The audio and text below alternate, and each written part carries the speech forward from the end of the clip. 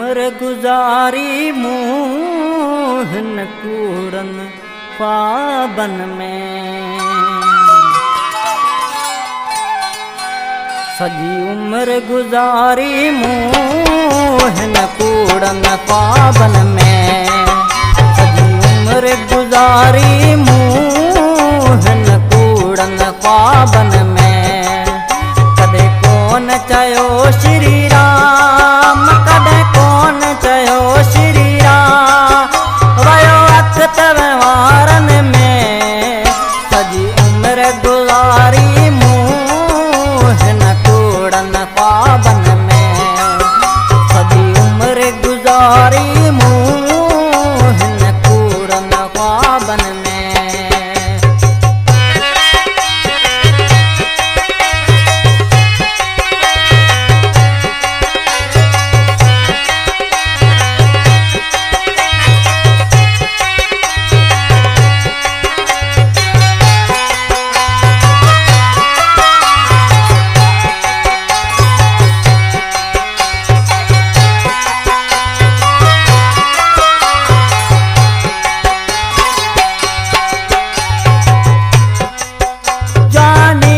जदे आयस कम क्रोध चढ़ो कंध पे।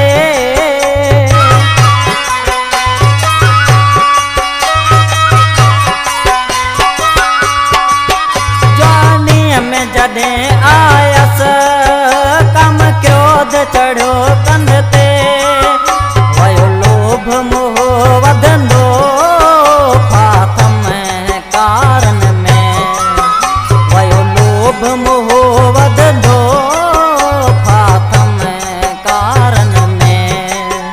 सजी उम्र गुजारी मोहन कूड़न पावन में। सजी उम्र गुजारी मोहन कूड़न पावन में।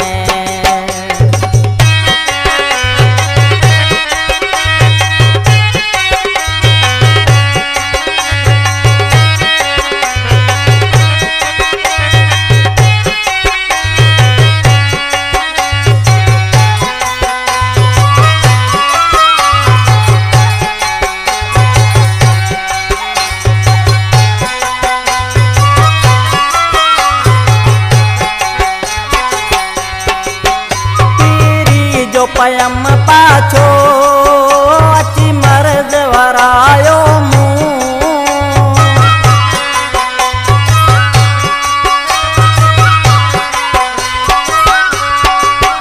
पीरी जो पयम पाछो अची मर्द वरायो मुँह।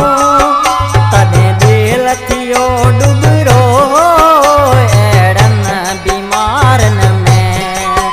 तने थियो डुबरो एड़न बीमारन में। सजी उम्र गुजारी मोहन कूड़न पावन में। सजी उम्र गुजारी मोहन कूड़न पावन में।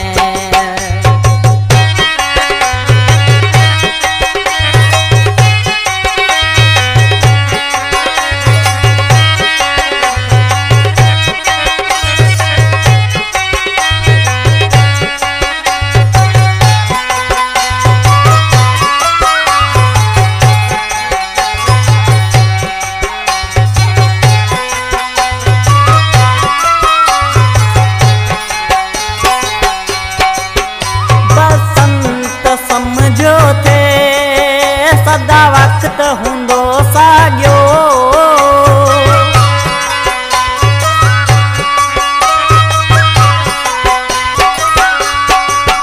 बसंत समझो थे सदा वक्त हुंदो साग्यो। वही गाल हथान करी हाणे आया विचारन में। हथान करी हाणे आया विचारन में। सजी उम्र गुजारी मोहन कूड़न पावन में। सजी उम्र गुजारी